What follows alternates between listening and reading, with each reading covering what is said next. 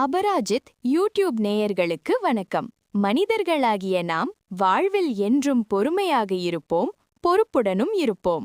இதில் நாம் பார்க்க போவது குழந்தைகளுக்கான திருக்குறள் கதை மற்றும் வாழ்க்கை பாடம். திருக்குறளின் இல்வாழ்க்கை என்ற அதிகாரத்தில் வரும் இந்த குறள் மனித வாழ்க்கைக்கு மிகவும் தேவையான, முக்கியமான மற்றும் ஆழமான கருத்தை விளக்குகிறது. திருக்குறள் 50.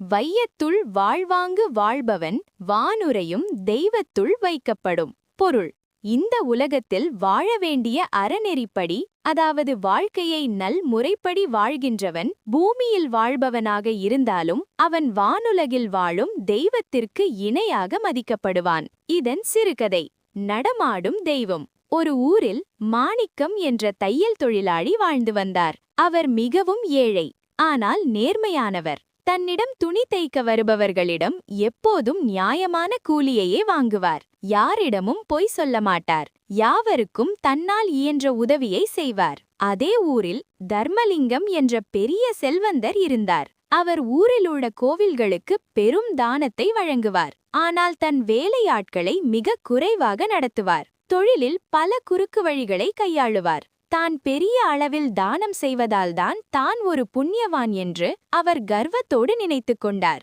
ஒருமுறை ஊரில் பெரிய திருவிழா நடந்தது. அப்போது ஊர் மக்கள் அனைவரும் மாணிக்கத்தை பெரிய மரியாதையுடன் நடத்தி அவரை மேடையில் ஏற்றி கௌரவித்தனர்.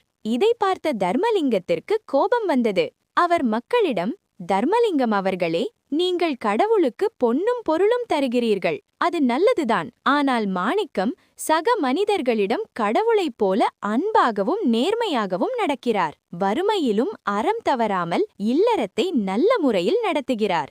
வள்ளுவர் சொன்னது போல பூமியில் வாழ வேண்டிய முறைப்படி வாழ்பவன் தெய்வத்திற்கு சமமானவன். அதனால்தான் மக்கள் அவரை தெய்வமாக மதிக்கிறார்கள்.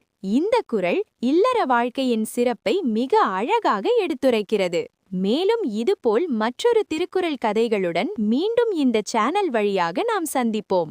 எனவே இந்த சேனலை சப்ஸ்கிரைப் செய்யவும், மற்றவர்களுக்கும் பகிரவும். நன்றி, வணக்கம்.